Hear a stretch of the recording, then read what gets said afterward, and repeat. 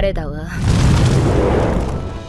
Blue Lock episode ke-17 dibuka dengan sebuah cerita menarik selepas kemenangan dari tim putih yang beranggotakan Isagi, Nagi, dan juga Lord Baro melawan tim merah yaitu Kunigami, Reo, dan juga Chigiri. Di mana pada momen ini, Baro yang sangat emosional pun langsung mengangkat tubuh Isagi dan langsung berteriak ke arahnya. Woi Isagi, cepat tarik kembali semua ucapanmu. Apakah aku ini masih seorang pecundang? Mendengar semua ucapan Baro tersebut, Isagi pun dengan cepat langsung meresponnya. Maafkan aku Baro, mulai sekarang aku tarik lagi semua ucapanku sebelumnya. Karena nyatanya kau ini bukanlah seorang pecundang, melainkan seorang pemain hebat yang pantas untuk menjadi rivalku. Di momen inilah ekspresi dari Baro seketika langsung berubah. Dan di saat yang bersamaan, dia pun langsung menurunkan Isagi sambil berkata bahwa semua sikap tulus yang ditunjukkan oleh Isagi sangat sulit untuk membuat Baro tetap marah kepadanya. Oh iya, supaya tidak salah paham, Baro ini memiliki kepribadian yang sangat unik. Di satu sisi dia sangat benci kepada Isagi, namun di sisi lain dia pun juga sangat kagum kepada Isagi. Jadi terkadang Baro akan menunjukkan sifat arogannya di lapangan. Namun dalam beberapa kesempatan Baro tidak akan ragu untuk menuruti perintah dari Isagi selama hal itu bisa membuatnya mencetak gol. Intinya, setelah pertandingan besar melawan tim Kunigami, Isagi pun pada akhirnya mampu menjinakkan Baro dan mampu menggunakan serta memanfaatkan potensi terbesar di dalam diri Baro, yaitu gaya permainan anti-hero, alias gaya permainan solo yang hanya bisa digunakan dengan optimal ketika Isagi ada di lapangan bersamanya. Untuk lebih jelasnya, kita akan bahas semua kemampuan dari Baro pada pertandingan berikutnya. Karena saat ini masih ada beberapa hal penting yang harus kita lanjutkan lebih dulu. Intinya, setelah berhasil mengalahkan tim merah, kini tibalah saatnya bagi tim Isagi untuk menentukan siapakah yang akan mereka pilih dan rekrut ke dalam timnya untuk bertanding di ronde yang keempat. Nah, disinilah sebuah perbedaan besar kembali terjadi. Di satu sisi, Baro memilih Kunigami, karena bagi Baro, Kunigami adalah musuh terberat yang harus dihadapi pada pertandingan sebelumnya. Sedangkan di sisi lain, Nagi malah memilih Mikage Reo, karena menurutnya, Reo adalah pemain yang cocok untuk berperan sebagai playmaker, sekaligus cocok untuk menjaga keseimbangan di dalam tim mereka. Simpelnya, dengan adanya Reo di lini tengah, maka Isagi, Baro, dan juga Nagi bisa fokus dalam hal penyerangan, dan potensi untuk mencetak gol pun menjadi semakin besar. Tapi ternyata pendapat yang berbeda justru dilontarkan oleh Isagi Yoichi. Karena di momen itu, Isagi pun dengan cepat langsung membantah pilihan mereka berdua dengan berkata seperti ini. Kalian benar, dengan adanya Kunigami, peluang kita untuk mencetak gol menjadi semakin besar. Tapi sayangnya semua bakat dan kemampuan yang dimiliki oleh Kunigami sudah ada di dalam diri Baro. Jadi kita tidak memerlukan dua orang pemain dengan satu karakter yang sama berada di dalam tim. Begitu pula dengan Mikage Reo. Walaupun dia mampu mengatur keseimbangan dari gaya permainan kita dan mampu memberikan suplai bola kepada kita bertiga, tapi saat ini Reo bukanlah pemain yang pas bagi tim kita. Apalagi jika pada pertandingan selanjutnya kita bertemu dengan tim terkuat di dalam kompetisi ini, yaitu tim dari Toshirin. Oleh karena itu, orang yang aku butuhkan saat ini untuk bertarung melawan Tokimitsu adalah pemain yang mempunyai kemampuan berlari super cepat ditambah naluri mencetak gol yang sangat tinggi. Dan pada pertandingan sebelumnya, hanya ada satu orang saja yang mampu berevolusi serta meningkatkan kemampuannya dengan drastis. Dia adalah Hyoma Chigiri. Hingga pada panen selanjutnya, dengan serempak Isagi, Baro, dan juga Nagi pun langsung berkata kepada Chigiri, "Ayo cepatlah Princess, kakimu kami butuhkan untuk memenangkan kompetisi ini." Nah, menariknya, tepat sebelum Chigiri pergi meninggalkan Reo dan juga Kunigami, dia pun sempat berkata sesuatu kepada mereka berdua. Ingat, kita masih belum bisa menang dari Isagi.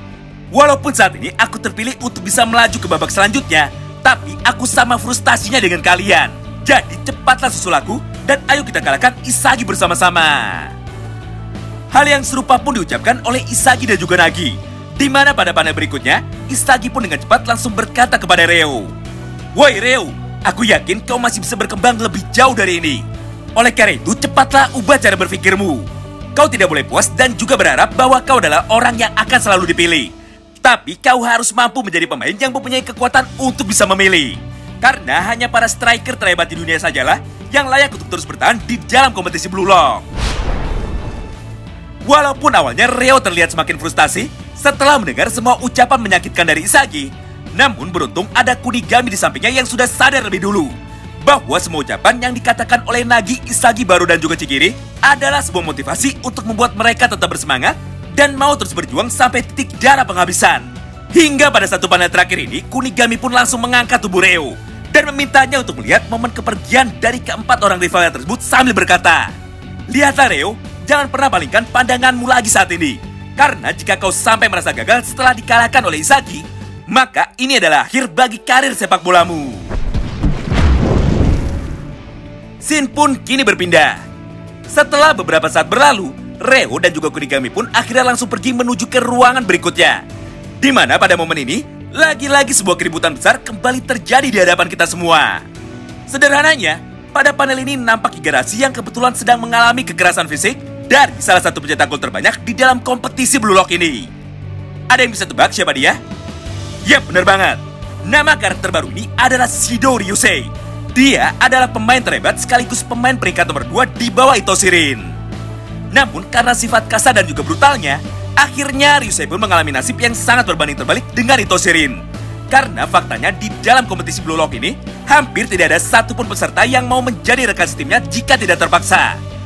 Ditambah, tidak ada satupun pemain yang mau bertanding melawan tim dari Ryusei.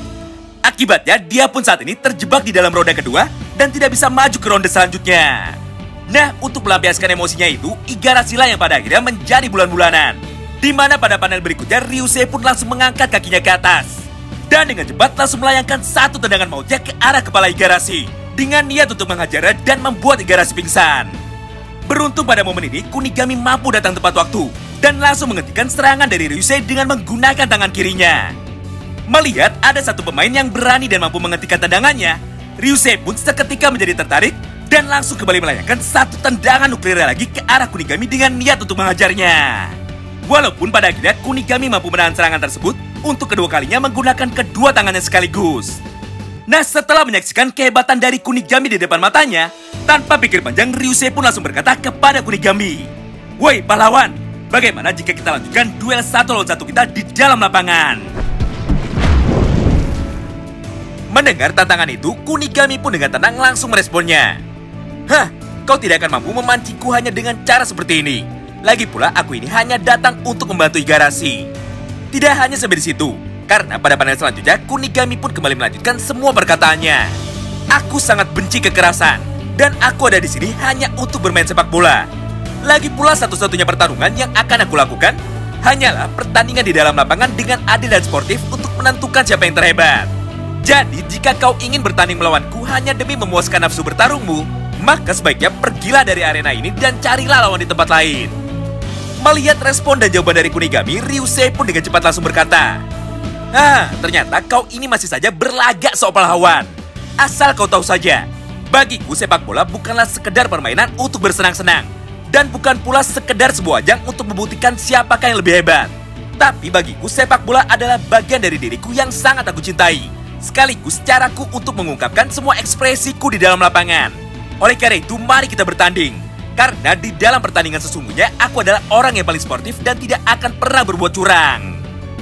Setelah beberapa saat berlalu, Ryo yang sejak tadi hanya diam saja, akhirnya pun langsung setuju dan meminta Kunigami untuk mau menerima tantangan dari Ryusei. Di momen ini, awalnya Kunigami sempat ragu dan berkata kepada Ryo bahwa Ryusei adalah pencetak gol terbanyak di dalam kompetisi Blue Lock pada grup yang berbeda. Oleh karena itu, dia pun meminta Ryo untuk mempertimbangkan keputusannya. Karena jika mereka kalah lagi, maka salah satu di antara kedua orang ini akan langsung gugur dan tidak bisa meneruskan karir sepak bolanya di level kompetisi internasional. Mendengar hal itu, nampaknya Ryo sama sekali tidak ragu dan malah langsung berkata kepada Kunigami, "Tenang saja Kunigami, tidak peduli seberapa kuat orang itu, tapi saat ini partner setimnya hanyalah Igarashi. Jadi menurutku tidak mungkin kita akan kalah melawan mereka berdua. Lagi pula jika memang benar Ryusei adalah pemain yang luar biasa kuat, maka kita sangat membutuhkan kemampuannya untuk bisa bertanding di babak yang selanjutnya." Nah, setelah mendengar semua ucapan dan penjelasan dari Mikage Ryo, Kunigami pun akhirnya setuju. Hingga pada panel selanjutnya, keempat orang pemain ini pun langsung pergi menuju ke lapangan untuk melanjutkan pertandingan penentuan di babak penyisihan dalam kompetisi Blue Lock ini. Singkat cerita, setelah peluit tanda dimulainya kick-off ronde kedua dibunyikan, Kunigami pun dengan cepat langsung memberikan satu operan pendek kepada Mikage Ryo yang ada di sampingnya. Dan di saat yang bersamaan, dia pun langsung berlari ke arah gaung tim putih untuk mencari posisi yang kosong. Tapi sayangnya di momen ini Ryusei mampu bergerak dengan cepat dan langsung memberi penjagaan ketat kepada Mikage Ryo. Hingga Ryo pun menjadi kesulitan untuk bisa melakukan dribblingnya dan terpaksa harus mengembalikan bola tersebut kepada Kunigami. Nah, menariknya, tepat setelah bola itu dioper kepada Kunigami, tiba-tiba saja Ryusei pun mampu bergerak dengan cepat dan saat ini dia pun sudah berada di belakang Kunigami. Akibatnya, bola pun mampu dicuri dengan mudah di saat Kunigami sedang memfokuskan pandangannya kepada Igarashi yang ada di depannya. Di momen inilah, skenario serangan balik langsung ditampilkan oleh Ryusei dan juga Igarashi melalui serangkaian kejadian sebagai berikut. Pertama, setelah berhasil merebut bola dari kaki Kunigami, Ryusei pun langsung mengoper bola itu kepada Igarashi sebelum pada akhirnya dibawa lari dengan cepat ke arah gawang tim putih. Melihat hal tersebut, Reo yang ada di sampingnya pun tentu saja tidak bisa tinggal diam dan dia pun langsung berusaha mengambil bola itu dari Igarashi. Tapi sayangnya kali ini Reo harus kecewa karena ternyata Igarashi yang saat ini dia temui sudah berevolusi atau sudah mengembangkan kemampuannya ke tingkat yang lebih tinggi, yaitu dengan menggunakan teknik diving atau pura-pura jatuh.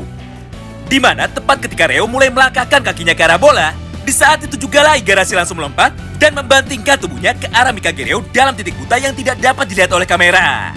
Akibatnya peluit tanda pelanggaran pun langsung dibunyikan dan tim putih pun berhasil mendapatkan satu tendangan bebas. Kedua, tepat ketika Reo masih bingung dengan gaya permainan dari Igarashi yang sangat aneh, dia pun dengan cepat langsung mengoper bola tersebut kepada Ryusei lagi, yang kebetulan pada saat itu masih dijaga dengan ketat oleh Kunigami. Sebenarnya di momen ini Ryusei mampu dengan mudah melewati Kunigami. Namun karena tujuan dari pertandingan ini adalah untuk membuktikan mengenai prinsip siapakah yang lebih nyata, akhirnya Ryusei pun tidak jadi berlari melewati Kunigami dan dia pun ingin menunjukkan lebih dulu kepada Kunigami bahwa prinsip sepak bola yang saat ini dianut oleh Kunigami adalah salah besar. Karena bagi Kunigami sepak bola hanyalah sebuah alat untuk membuktikan siapakah yang lebih hebat di dalam lapangan. Sedangkan bagi Shido sepak bola adalah nyawanya sendiri, di mana ketika bermain bola dia mampu mengekspresikan semua isi hatinya di dalam lapangan. Atau di dalam dialog aslinya Ryusei Shido berkata bahwa lapangan adalah kanvas untuk melukiskan mengenai semua perasaan yang saat ini sedang dia rasakan. Oleh karena itu Ryusei pun kali ini malah kembali mengembalikan bola tersebut kepada Igarashi dan langsung berlari ke arah kotak penalti serta bersiap untuk menerima satu umpan baliknya dari Igarashi. Ketiga, tepat setelah bola diterima oleh Igarashi, dia pun dengan cepat langsung memberikan satu umpan lambungnya ke arah Ryusei Shido, yang kebetulan pada saat itu sudah berada di dalam area kotak penalti. Namun di momen ini Reo berhasil menghalau umpan lambung dari Igarashi dan berhasil merubah arah bola menjadi membelakangi Ryusei. Melihat hal itu tentu saja Kunigami langsung berkata bahwa dengan begini maka Ryusei tidak akan mungkin bisa mencetak gol. Tapi lagi-lagi kali ini Kunigami harus kecewa karena tepat pada panen selanjutnya dengan tenang Ryusei pun mulai berkata kepada dirinya, tidak ada yang mustahil jika kau mau berusaha. Oleh karena itu, lihatlah permainanku ini. Dan di saat yang bersamaan, Ryusei pun langsung membalikkan badannya dan melompat ke arah belakang sambil melancarkan satu tendangan saltonya. Akibatnya, gol pertama pun berhasil tercipta dari kaki Ryusei dan skor pun kini berubah menjadi 1-0 bagi keunggulan tim putih. Di momen inilah Ryusei kembali berkata kepada Reo dan juga Kunigami, "Woi, permainan kalian sangat sederhana sekali. Ayo cepat tunjukkan kepadaku gaya permainan yang jauh lebih menarik dari ini."